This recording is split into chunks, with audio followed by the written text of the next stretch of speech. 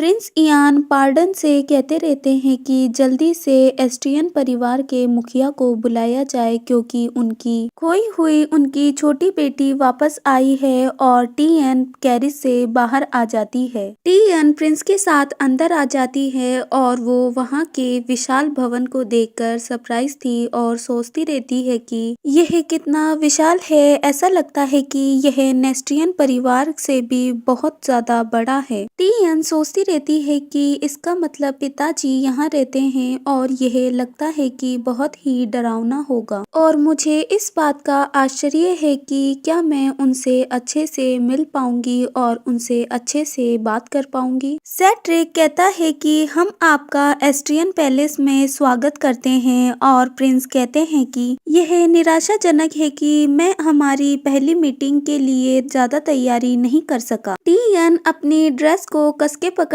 है और नीचे की ओर देखते हुए सोचती रहती है कि जैसे कि इयान ने कहा है, लेकिन फिर भी मुझे यह प्रिंसेस जैसी ड्रेस बहुत ही ज्यादा लग रही है और वैसे भी पिताजी मुझसे नफरत करते हैं, लेकिन मैंने यहाँ तक का सफर एक अमेजिंग से कैरिज में किया है। इसके साथ ही मैंने बहुत सुंदर सी एक ड्रेस भी पहनी हुई है और यह सब मेरे लिए बहुत ही नया था और मैंने बहुत सी चीजें अनुभव की थी और इसीलिए यह सब बहुत ही ज्यादा अद्भुत है। इसके अलावा वो सोचती रहती है कि क्या इसके बाद इयान हम कभी दोबारा मिल पाएंगे। वो सभी लिविंग रूम में आकर बैठ जाते हैं और टीएन खड़ी रहती है। यह देखकर प्रिंस इयान कहते हैं कि टीएन आखिर आप खड़ी क्यों हैं, आपको बैठ जाना चाहिए। और टीएन कहती है मैं खड़ी रह सकती हूँ। प्रिंस इयान खड़े होते हैं और टीएन को सोफे पर बैठा देते हैं और उससे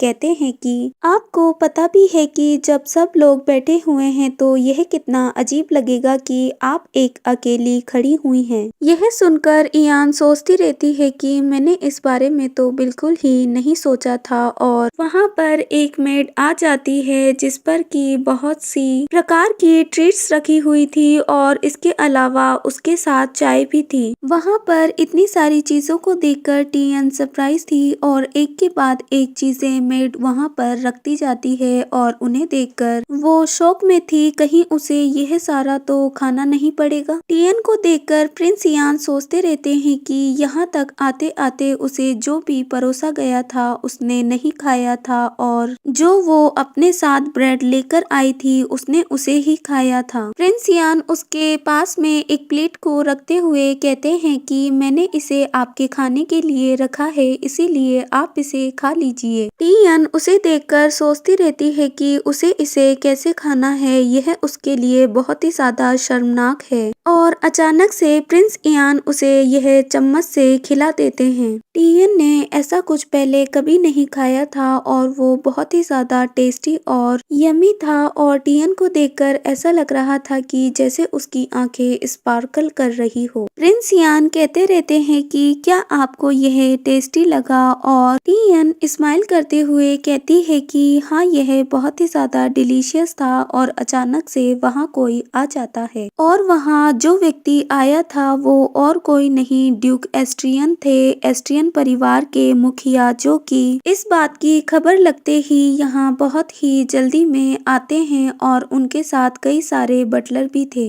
ड्यूक को यहाँ इतने जल्दी में आते देखकर सेड्रिक भी आश्चर्य से कहते हैं सेलेस्टिन मार्किस और यह सुनकर टीएन भी अचानक से खड़ी हो जाती है। सेलेस्टिन मार्किस की आंखें भी येलो कलर की थी और उनके ब्लैक बाल थे। उन्हें देखकर टीएन सोचती रहती है कि इसका मतलब जो यह व्यक्ति हैं वही उसके पिता हैं और मुझे अब क्या करना चाहिए, कम से कम मुझे उनका अभिवादन तो करना ही चाहिए। टीएन को अपने ग्रैंडफादर की याद आती है जिसमें वो कहते रहते हैं कि आपके पिता को तो उनका स्थान भी मालूम नहीं है, इसके अलावा वो बहुत ही ज्यादा अविश्वसनीय रूप से अहंकारी हैं और अगर आप में भी उनका ही खून है तो आप भी उनकी तरह ही अंत में जाकर अहंकारी बन जाएंगी। और सबसे महत्वपूर्ण बात, अगर उन्होंने तुम्हें देख भी लिया तो वो तुम्हें देखते ही मारने की कोशिश करेंगे। इन सब बातों को सोचकर टीएन कांपने लगती है और सोचती रहती है कि अब उसके साथ क्या होने वाला है। टीएन घबरा चिल्लाती रहती है और सेलेस्टियन मार्किस उसके पास धीरे-धीरे जाते हैं और टियन को देखते रहते हैं। टियन को देखकर सेलेस्टियन को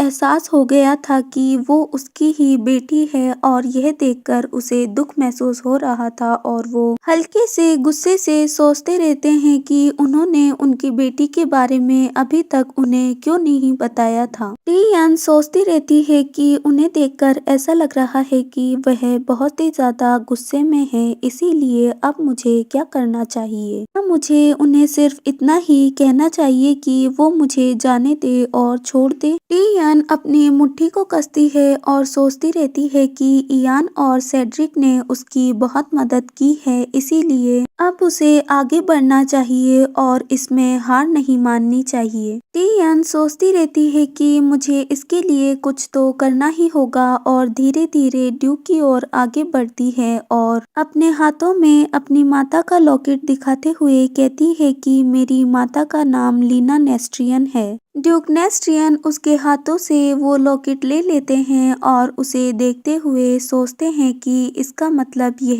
लीना का ही है, क्योंकि उस लॉकेट में लीना का फोटो था और उसे देखकर ड्यूक सेलेस्टियन को भी लीना की याद आ जाती है। टियन नीचे देखती रहती है और झिझकते हुए कहती रहती है कि प्लीज प्लीज मुझे आप यहाँ रहने दीजिए। मैं थोड़े से ही चावल खाऊंगी और मैं गोदाम या खलियान में रह लूंगी और बिल्कुल भी आपको परेशान नहीं करूंगी। और सच कहूँ तो मैं यहाँ इस तरह से रहूंगी कि आपको एहसास भी नहीं होगा कि मैं यहाँ हूँ। टियन के आंसू आ जाते हैं और वो कहती रहती है कि मुझे बस यहाँ पे रहना है, प्लीज आप मुझे यहाँ रहने दीजिए। ड्यूक सेलेस्टियन समझ नहीं पा रहे थे कि आखिर वो खलियान और गोदाम की बात क्यों कर रही है। वो गुस्से से अपनी मुट्ठी को कसते हुए सोचते रहते हैं कि आखिर उन्होंने इतनी छोटी सी बच्ची के साथ किया क्या है। ड्यूक नेस्ट्रियन उसके सर को सहलाने के लिए अपने हाथ को आगे करते हैं, लेकिन टियन को लगता है कि वो उसे गुस्से से चोट पहुंचाना चाहते हैं, इसीलिए वो अपनी मुट्ठी और आंखों को कस के बंद कर लेती है। टियन को ऐसा बर्ताव करते देखकर ड्यूक सेलेस्टियन भी शॉक हो जाते हैं। टियन को ऐसा करते देखकर मार्किस सेलेस्टियन अपने हाथ को पीछे कर लेते हैं और कहते हैं, आपने कहा कि आपका नाम टियन है, मुझे इन गेस्ट के साथ अकेले में कुछ बातें करनी है, इसीलिए आप मुझे इनके साथ कुछ क्षण के लिए अकेला छोड़ दीजिए।